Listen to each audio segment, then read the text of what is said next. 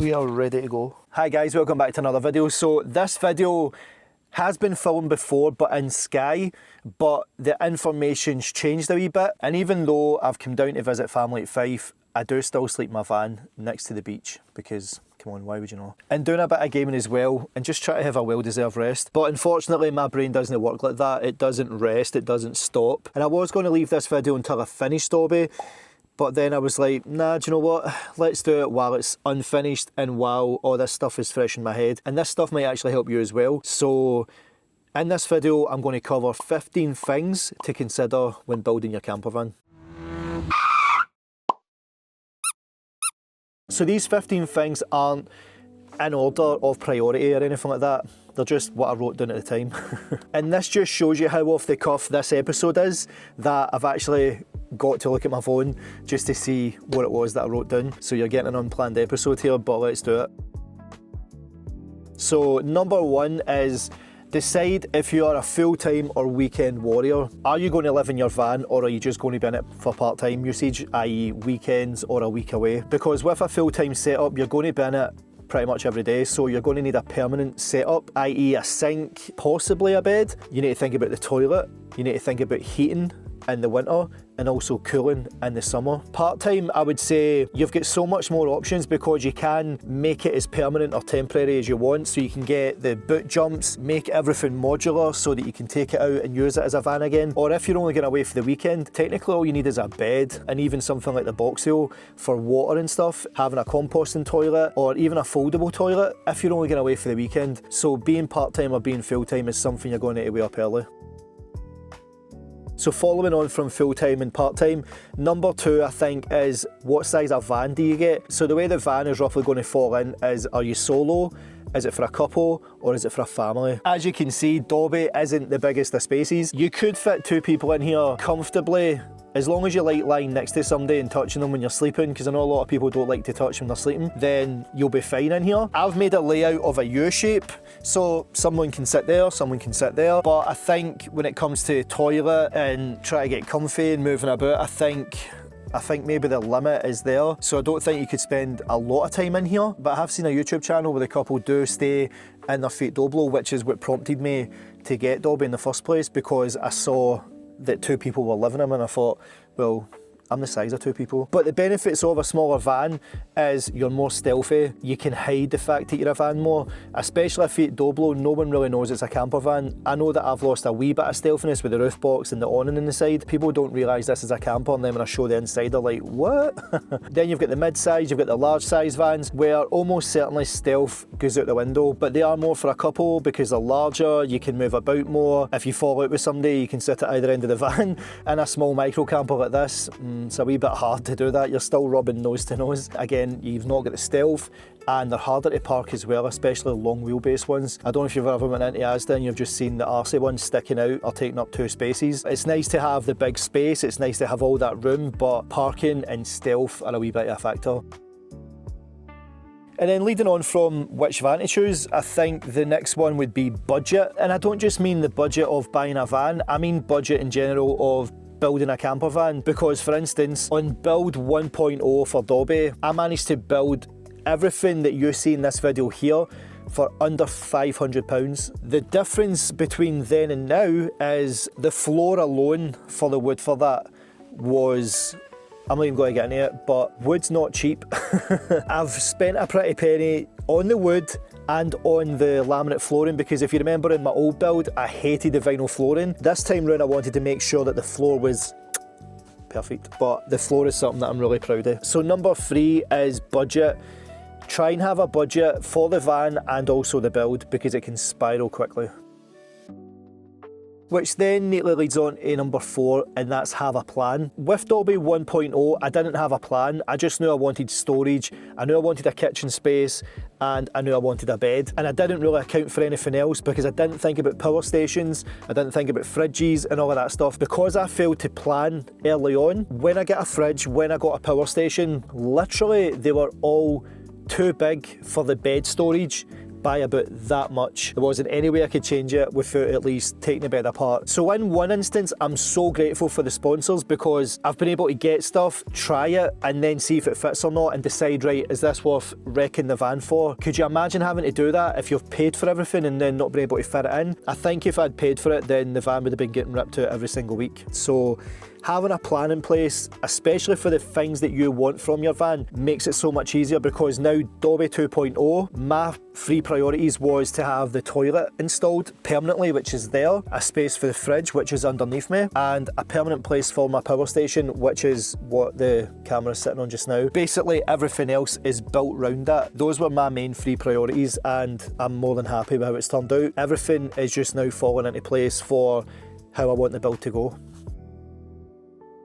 So number 5 for the things to consider when building your camper van is marketplace and hidden gems. When I built Dobby and I did get a power station, it was only a 256 watt EcoFlow. On Facebook, I found a Bluetti EB3A. I think it was something like 100 quid or something. Initially I thought, why is it only £100? But I went over and seen the guy, and because I've already used EcoFlow, I knew what I was looking for. I charged it to 100%, everything was fine. And I used that EB3A for my fridge and my lights, I think it was, and the thing was phenomenal. So Marketplace saved me about 100 quid or something just by going on there and putting in power station, and because of that I was able to double my power. Marketplaces are a pretty good place to go for even wood, sinks, power stations. Where I draw the line though is a mattress, unless it was brand new, because again, you don't know who's lay on it. But in terms of anything electronic or build materials or like a kitchen counter and stuff like that, you need to remember in a micro camper, you're not going to be using a lot of wood, so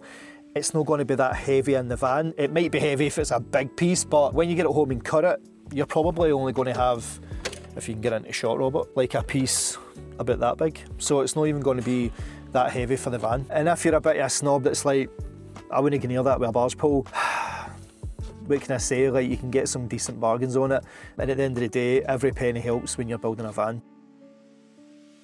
Number 6, YouTube is your best teacher. I would say that's probably number 1, to be honest. I would say almost anything you need to know about your van or how to build a van into a camper van is on YouTube. And the reason I'm saying that is because that's how I did it. I'm no joiner, I'm no tradesman. You've seen how I built Dobby the first time, like it was an absolute shambles. I only realised at that point in time why you should pilot a hole when screwing, because it splits the wood.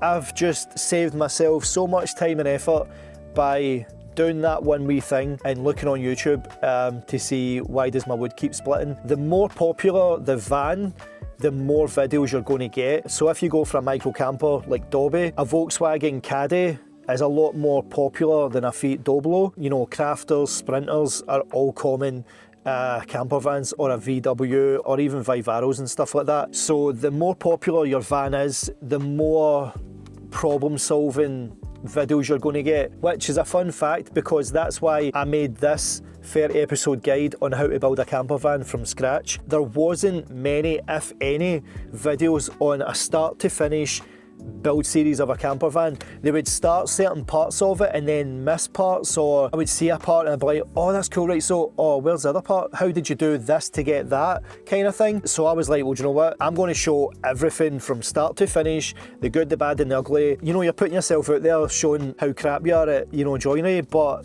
at the end of the day, like 90% of people are going to be like me. They've no clue, they don't know how to build it. They want to see the wee cheating shortcuts, you know, they want to see you not using the right tools, you've not got this, you've not got that. They don't want to see professionals doing it because 90% of the time they're going to be doing it in a driveway, and if you're lucky you'll be doing it in a wee garage in your garden. So I wanted to show what's and all, a full episode guide of how to build a camper van in a Fiat Doblo, and that just came because there wasn't many Fiat Doblo camper van builds on YouTube. But the good thing is, a lot of camper van builds, if you just exclude the van and you just focus on the build, i.e. how to build a bed, cabinet for the kitchen, how to build toilet space, all that stuff, it applies to every build, but it's not just van specific.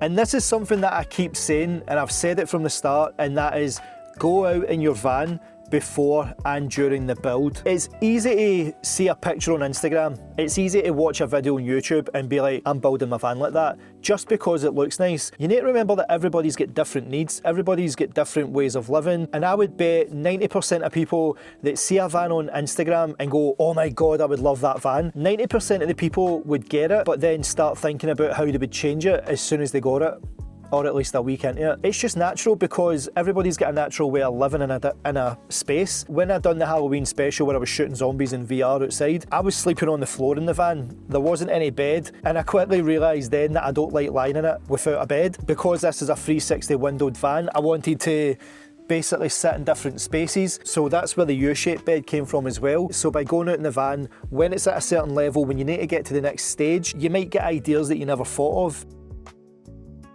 So number 8 is condensation. Should you thermal wrap your full van? Does it help? And what's the main purpose? Condensation is a big topic on a lot of van groups, and a lot of people are like, no, you don't need it, blah blah blah, and people are like, you do need it, you need it for this and mould and blah blah blah. I'm going to speak on my experience, and I'm going to give you a wee bit of science behind it from my small understanding of it. Basically, a van or a car is just made of metal. So if you've got a wall and this is the outside and this is the inside, and that cold air's hitting this outside, and then inside, when that heat is hitting that panel, it creates condensation, and then the water starts dripping everywhere. The only way to stop that from happening, you need to stop the hot air, the heat, from touching that cold metal chassis of the van, and that will stop condensation. Case in point, if you put the silver insulation on windows and stuff, and you've got it freezing outside and you're breathing hot air in the van, if you take those covers off, there isn't any condensation on the windows. There might be some round the corners with bits that you missed, but the windows are fine. The windows don't have anything on it. And in my experience, if you see this video here, everything in the back of this van was top to bottom thermal wrapped in that silver insulation, top to bottom. But after being on a lot of trips and using my old camping stove where it was making steam go up into the ceiling and stuff, I was driving one day and I just seen a drip coming down from the driver's side of the parcel shelf, and if you see under the headliner, it was completely soaked along that ceiling. That's because I didn't thermal wrap it. All the heat was rising, all the steam was rising and going that way, and it was basically collecting on the cold surface of that metal, which led to it basically in that soaking mess. And I've obviously thermal wrapped it and stuff, and since I've done that, never had a problem. And then people panic and go, oh, there's going to be mould behind that and blah blah blah, and it's like, well, how can there be mould behind it if the vapour isn't getting round to touch the cold metal? Thermal wraps get wee tiny bubbles. It's like bubble wrap. Basically, that's retaining the heat, but it's not transferring the heat back to the metal. And when I've been building Dobby 2.0, I've pulled back the thermal wrap just to look under it. It's absolutely dry, bone dry, and there's no mould whatsoever. So condensation, does thermal wrap help? Do you need it? And will it stop condensation? Yes, yes, yes, in my opinion. And number 9, build light. Try and build as light as you can because it saves on fuel, and it also helps on wear and tear as well, because the more extra weight you're putting on the van, the heavier it's going to be, the more your suspension's working harder, the tyres are wearing harder. Lighter is always better.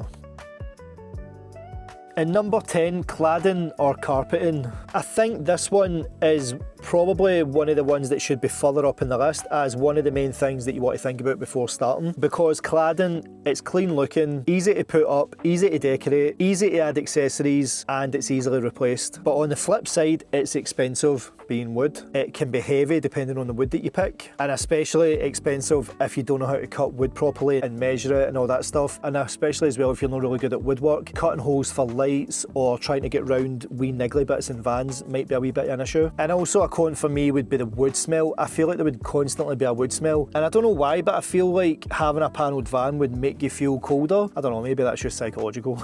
Carpeting on the other hand, to me, I feel it gives off a wee warm and cosy feeling. You've also got the added benefit of it being a bit more sound deadening, whereas wood is a bit more echoey. It is clean looking and it's cheap to buy in bulk. However, with carpeting there is some massive cons with it, and that is it's hard to work with, especially on thermal wrap. The other thing is it's pretty much permanent. You would need to take the thermal wrap off because the carpet's stuck to the thermal wrap, so you would need to thermal wrap again and then do whatever you were going to do. And the one thing that I found out very later was it's tricky to add accessories. And what I mean by that is if I wanted to drill into any part of this van, there's a high chance I would drill into it and snap the the drill bit because the carpet would just wrap right round it and snap it off. The only way that I've seen people being able to get through the carpet is by using like a wee small soldering like iron, basically burn through the carpet so you can get the self-tapping screw out of the metal. That's one of the major things for me, is you can't put accessories up because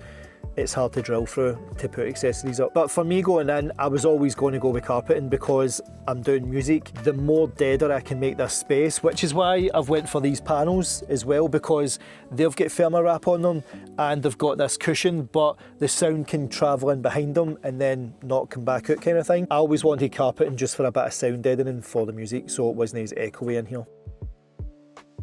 And then we come on to number 11, which is electric. So I can only speak on the power that I've got, which has always been power stations, but I did look at getting leisure batteries. So let's see the pros and cons of them. So the pros for a leisure battery setup, you do get more capacity for the price, but just bear in mind leisure batteries used to be really expensive as well, and only because new manufacturers have came in, lots of people are buying them, is which drove the cost down. Another pro is different configurations, so you can chop and choose what you want, you can make it how you want to make it, you can upgrade it, you can take stuff away, and you can upgrade it as your needs grow without having to change the full system. If you're like me and wires just terrify you, because it can get confusing once you start getting into watts, amps, fuse boards, how big fuses you need, what size of cable you need, you know, because you can't just get one positive and negative cable and think it does everything, because they're all rated for different power amps. And I think the other con for me is the fact that you need to buy everything separately kind of thing. So for me, that's just a lot of stuff to keep track of. So let's go to power stations, and as you know, I've had all of these power stations, and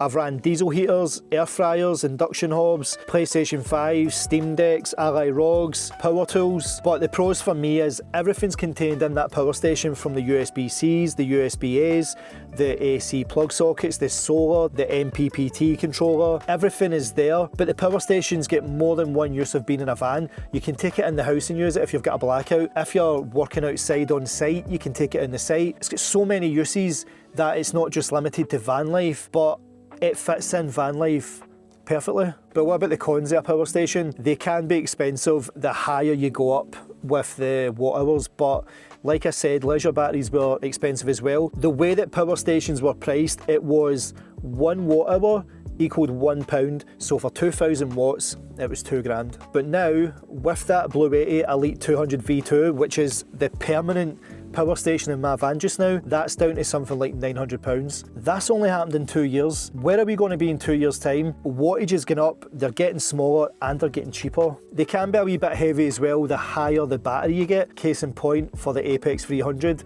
which gives you almost 3000 watt hours. And I think one of the biggest cons about power stations is not all of them are upgradable. So whatever battery capacity you get, you need to make sure that's the power you want for your van and it covers everything, because there's no way to upgrade it.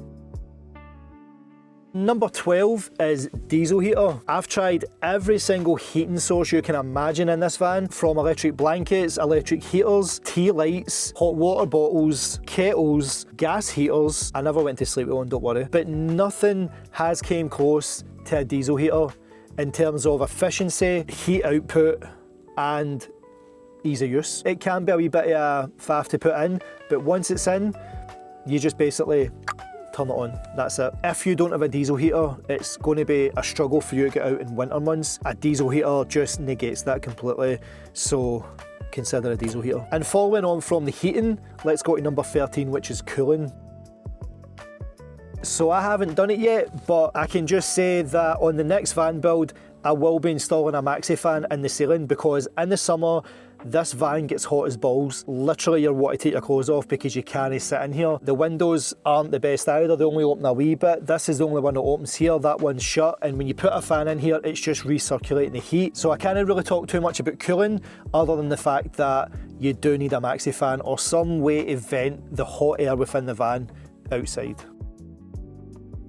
And then at number 14, buy things with multi-use. So take this table for instance, I can use it to cook on, I can use it for put my laptop on, I can use it for, if I can get it in shot, I can use it for putting my mic arm on for doing music. But because I do a lot of product reviews, I can use it to put my products on and get shots and, you know, sit with the product next to me while I'm talking about it. Or even something again like this mic arm. So this mic arm does me for my microphone, but I can also attach my monitor for when I want to watch Netflix, when I want to game. So this is multi-use, the table's multi-use, and also the toilet that I had before was foldable. Obviously it's got the use of a toilet, but I could also bring it up and use it as a seat, or I could use it to stand up and get in the roof box. Having stuff that's multifunctional saves space because it's not about luxury, it's about functionality. Well guys, I've made it to the last one, and before I give you number 15, if you did go and enjoy the first 14 of things to consider when building your camper van, why not drop me a wee like and let me know in the comments. Let me know if there's ones that you never thought of, and also leave in the comments any that I might have missed that are worth considering when building your camper van. And at number 15 is something that every single person watching this video can relate to, and that is dealing with self-doubt. Everything you do, whether you're good at it or not, self-doubt will creep in at some stage. I would be doing stuff with the van and I would be getting exhausted, I would be getting tired, I wouldn't be piloting holes, so I'd be splitting the wood, that would be getting stressful. So then, you know, the wee bitch voice comes in and starts telling you, oh, it's crap, it's no good, you should just stop, nobody wants to see it anyway. Or I would convince myself that I was never going to finish it to a standard that I thought was presentable to myself and not just on YouTube. And let me tell you a wee secret, that wasn't just on the first build, that's been on this build as well. When you start feeling like that, when you start feeling negative, when you start trying to screw screws into wood without piloting them, put the tools down. Go away, get something to eat, get something to drink, and just do something else. The truth of the matter is nobody cares as much as you care. And when you start thinking about it like that, you can start to give yourself a wee break. I remember when I started building Dobby 2.0, because I'd already done the first build, I was like, it's got to be perfect now, I've got to show what I've learned, I've got to show my experience, I've got to show that I can do it better, blah, blah, fucking blah. To the point that I was even this close to just selling Dobby with just the floor on it and nothing else was built. I was just burned out, and I think it was just a case of trying to do content for the channel, and then I've put that expectation on myself of it needs to be perfect, when first of all I know I'm not a joiner. I know it's been a long time since I've built anything in the van, and at the end of the day, in the editing stage, I can just show you what I want to show you. I was having that moment where just nothing was coming together, and I think it was a configuration I couldn't figure out, whether it was going to be a rock and roll bed or a U-shaped bed and stuff. From thinking where I was then to then sitting in the van just now the way it is, with everything the way I want it, now moving forward, when I start to feel that or I start to have that self-doubt, all I need to do is just look at the van, where I've came from, which is what I've done. If you're building your van or you're about to start your van and you don't know if you're able to do it, go and look back at something you were proud of and think how you felt before you did it, if you felt like you would never be able to do it, and just start from there, because that should be the only self-confidence and self-belief that you need to get done what you want to get done in life. So just in closing, the things that I always stand by is don't panic, because there is always a solution. It might not feel like that in the moment, but once again you come away from it, you have something to eat, something to drink, maybe get a sleep, and the solution will always come to you. And even more so, take breaks even when the build's going good, because anybody can burn out, anybody can have a bad day, anybody can have a false belief that, oh, this is going well, blah, blah, blah, and then bang, because that discipline is going to help you for when the build doesn't go good, because you know how to reset yourself, you know how to get yourself back into a mindset, you know maybe what's going on in the van isn't actually about the van, it's about you. So for me, and how I deal with my self-doubt is I just basically put the tools down, and get out. So guys, that's it. Those are my 15 things to consider when building your camper van. This episode was off the cuff. I'm doing visiting family in Fife, and I thought, do you know what, let's just do it just now. We're in build mode, and I thought maybe even my struggles might help you guys as well, to hear a real experience and to know that even though I've built this before, trying to do Dobby 2.0 was a struggle just to start, but it just goes to show you perseverance, determination and discipline, and I've managed to get to what I'm at just now, and I'm so delighted with it. I'm so happy with it. So guys, I hope these tips can help you. You can apply them to your build, even if you can take one from it, I'm happy with that. I'm going to wrap it up here. If you did go and enjoy the episode, why not drop it a wee like and let me know in the comments, and if you haven't already, why not get subscribed and hit that bell notification so you're always notified when I drop a new video. So until the next one guys, peace.